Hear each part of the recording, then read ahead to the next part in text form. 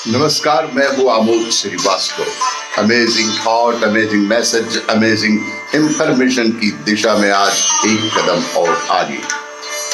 आज की इस कहानी का शीर्षक है सत्संगति। आपको ये मेरा वीडियो अच्छा लगे तो लाइक करें, शेयर करें और लाल बटन दबाकर सब्सक्राइब अवश्य करें। साथ ही बेल आइकन दबाना बिल्कुल ना भूलें। संयोग की बात, शहर में बाबू गिरधारी सिंह जी अत्यंत बीमार हो गए। शरीर के प्रत्येक रोम छिद्र में पीऊ आने लगा। वैद्य और डॉक्टरों ने बहुत चिकित्सा की परंतु कोई लाभ नहीं हुआ। अंत में जीवन की आशा छोड़कर वे जलवायु परिवर्तन के विचार से गांव में आ गए। वैसे तो गांव में उनसे सहानुभूति रखने वाले सभी आते जाते रहे, परंतु पुजारी बाबा तो एक प्रकार से उनके समीप ही रहने लगे। पुजारी बाबा उन्हें धैर्य देते, बड़े ही सम्मान और आदर के साथ पुजारी बाबा उन्हें धैर्य देते, रामायण का पाठ सुनाते और भगवान से प्रार्थना करने को कहते। धीरे धीरे स्वास्थ्य कुछ सुधरने लगा। रुग्ण अवस्था में पुजारी बाबा का उपदेशों ने बड़ा काम किया।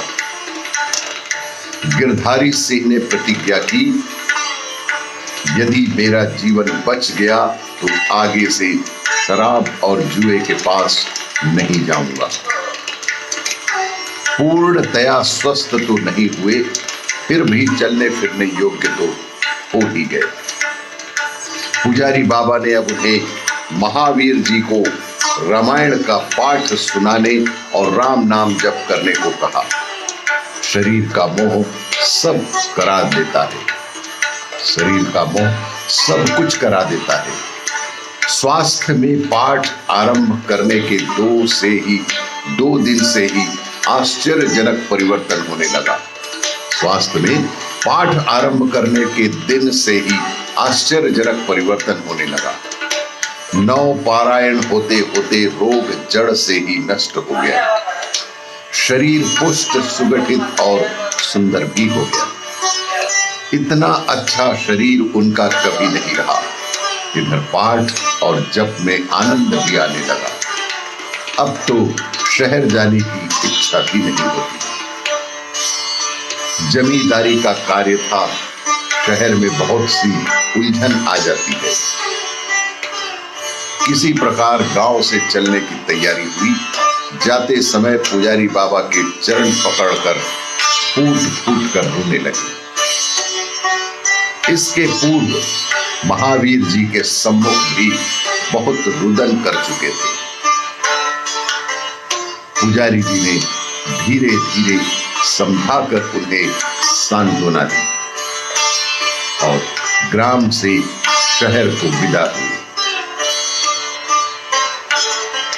घर के लोग चिंतित थे।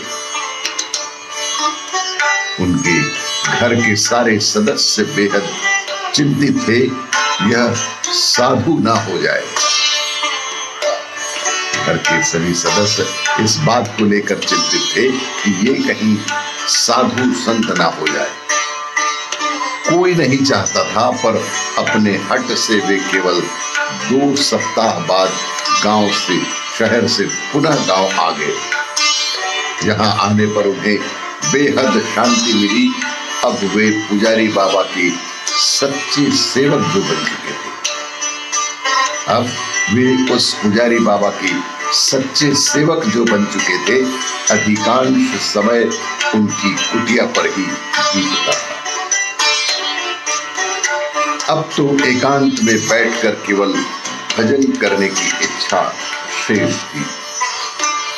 दूसरे सभी कार्य दुखद जान पड़ते थे। कैसी विडंबना, कैसा परिवर्तन! जब कोई भी दूसरा कार्य दुखद जान पड़ने लगा था।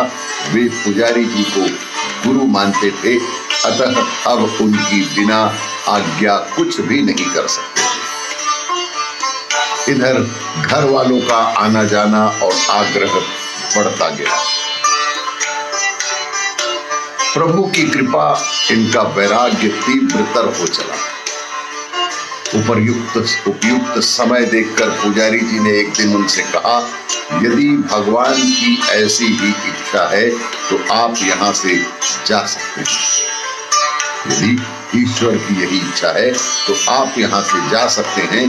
कहीं एकांत स्थान में विरक्त भाव से रहते हुए श्री कौशल किशोर का स्मरण कीजिए। श्री रामदूत आपके सहायक होंगे। गदगद होकर उन्होंने पुजारी जी के चरणों में मस्तक ही रख दिया। जितने वस्त्र शरीर पर थे उतने ही पहने हुए बिना किसी पाथे के अर्ध रात्रि में अपने गुरुदेव को प्रणाम करके उन्होंने इस मायक जगत से मुख मोड़ा और विदा हुए किसी उपयुक्त स्थान के लिए। दूसरों के लिए प्रातः केवल सूना अवशेष शेष रह गया। दूसरों के लिए प्रातः केवल सूना अवशेष शेष रह गया। चित्रकूट के वन में सुदूर अनसुईया जी से थोड़े दूर एक ऊंचा चौरस टीला है। उस पर कुछ खाली झोपड़ियां बनी रहती हैं। टीले के नीचे एक कुआं है और वहां एक संत कुटी बनाकर रहते थे। उन संत ने बतलाया, कभी कभी कुछ सिद्ध महात्मा रात्रि में टीले के ऊपर वाली झोपड़ियों में रहा करते हैं। उन्होंने बतलाया, झोपड़ियों में जो बीच की झोपड़ी है उसमें एक बड़े भक्त महापुरुष रहते थे। वे धोती और कुर्ता पहने रहते थे। जंगली बेर और भिंडी जो यहाँ बहुत है उन पर ही उनका निर्वाह सुनिश्चित होता था तथा दिन रात रामायण पाठ और जप तप करने में लगे रहते थे। अनवरत बहती हुई अश्रुधारा ने उनके कपोलों पर रेखा सी बना दी। और भी इसी तरह की चिंतन के लिए देखते रहिए मेरा वीडियो। लाइक करें, शेयर करें और सब्सक्राइब अवश्य करें। धन्यवाद।